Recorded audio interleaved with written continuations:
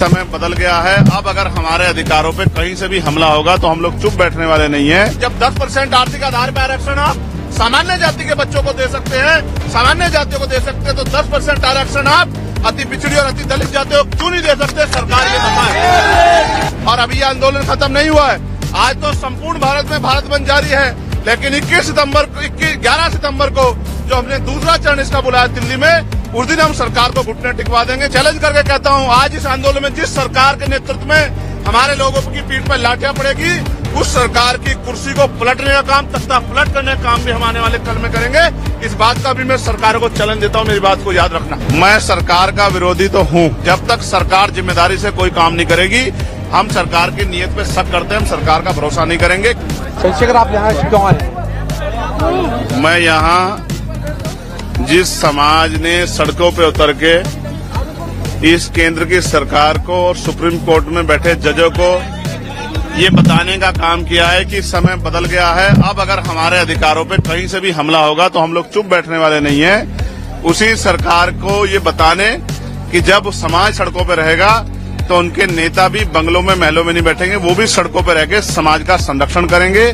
जिस तरह से पूरे देश में भीम आर्मी आजाद समाज पार्टी के लोग जिला मुख्यालयों पे सड़कों पे उतर के संवैधानिक तरीके से अपना ज्ञापन दे रहे हैं, अपनी बात रख रहे हैं, बंद को सफल बना रहे हैं, ऐसे ही कार्यकर्ता के तौर पे हम दिल्ली में अपनी ड्यूटी अदा कर रहे हैं। हम दिल्ली के जंतर मंतर पे पिछले कई घंटों से अपने आंदोलन को मजबूत कर रहे हैं और ये संदेश दे रहे हैं, सारी चीजों पर नजर भी रख रहे हैं कि हम इस आंदोलन से पीछे हटने वाले अब नहीं।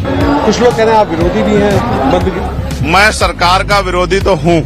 मैं आपको बताना चाहता हूं कि सबसे पहले पार्लियामेंट में मैंने इसका ललकार कर विरोध किया और सरकार को चैलेंज किया कि सरकार अब आंखें खोल ले।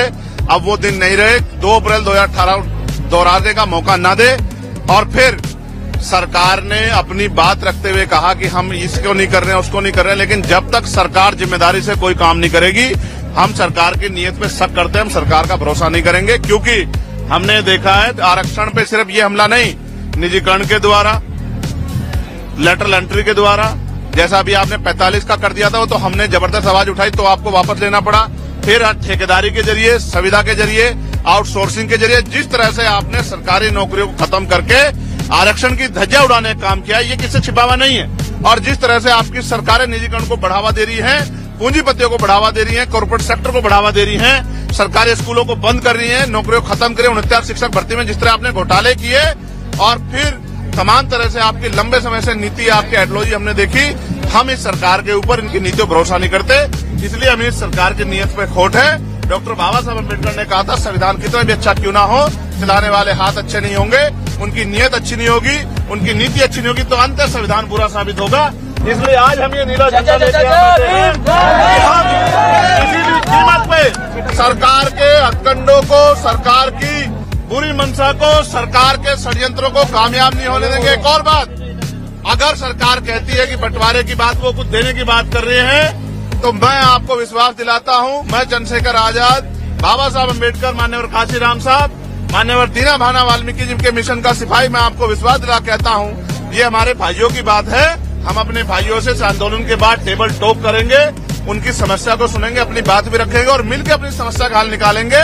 हम बंदर बाट नहीं होने देंगे। हम सरकार को अपने अधिकारों पे राजनीतिक रूप से फायदा लेने के लिए अपने लोगों को लड़ने नहीं देंगे। हम अपने भाईचारा बना के रखेंगे। और फिर मैं कह रहा हूं, मैंने 1.5 साल पहले ये मांग उठाई थी कि जो जिन जातियों को अवसर नहीं मिले, जब 10% आर्थिक आधार पर आरक्षण आप सामान्य जाति के बच्चों को दे सकते हैं, सामान्य जातियों को दे सकते हैं, तो 10% आरक्षण आप अति पिछड़ी और अति दलित जातियों को क्यों नहीं दे सकते? सरकार ये बताए। लेकिन सरकार ने की मंशा ही कभी ये नहीं थी। सरकार की मंशा तो जातिगत आरक्षण को खत्म करने की है। सरकार की मंशा तो जातिगत आरक्षण को खत्म करके, हमारी संवैधानिक ताकत खत्म करके, आर्थिक आधार पर आरक्षण लागू करके अपने लोगों को फायदा देने की है। सरकार की मंशा तो लेटर एंट्री करके हमारे लोगों को सिस्टम से निकाल के, अपनी विचारधारा के लोगों को सिस्टम में बिठा के, और पॉलिसी मेकिंग में जब उनके लोग बैठे होंगे तो हमारे लिए पॉलिसियां नहीं बनेंगी।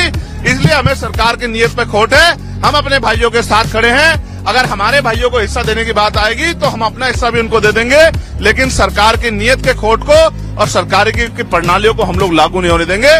और अभी ये आंदोलन खत्म नहीं हुआ है। आज तो संपूर्ण भारत में भारत बंद जारी है, लेकिन 11 सितम्बर को जो हमने दूसरा चरण इसका बुलाया दिल्ली में, उस दिन हम सरकार को घुटने टिकवा देंगे। अगर आज सरकार ने घुटने टेके, उसके बाद जब पार्लियामेंट का सेशन चलेगा, आप मेरी बात को याद रखना, हम सरकार को घुटने टिकवाने के लिए एक इतनी बड़ा जन समर्थन यहाँ दिल्ली में जुटाएंगे कि सरकार की आंखें खुल जाएंगी, नींद खुल जाएगी और हम अपने आरक्षण पे, अब अपने अधिकारों पर किसी भी तरह की जो है हमला बर्दाश्त नहीं करेंगे। अपनी भाईचारे को बना के रखेंगे, अपनी एकता को बना के रखेंगे और दुश्मन की चालों को भी कामयाब नहीं होने देंगे। मैंने सरकारों को ये भी कहा है, जिस तरह लाठियां बिहार में हमारे लोगों पे मार रहे हो, हमारे लोगों को पीटने के चक्कर में एसडीएम को ही पुलिस ने पीट दिया। ये जो लाठी मारने की प्रथा है, इसका भी सूद समेत हम लोग जवाब देंगे आने वाले कल में। और आपकी लाठियों का जवाब जो है हम लोग अपने तरीके से, संवैधानिक तरीके से देंगे।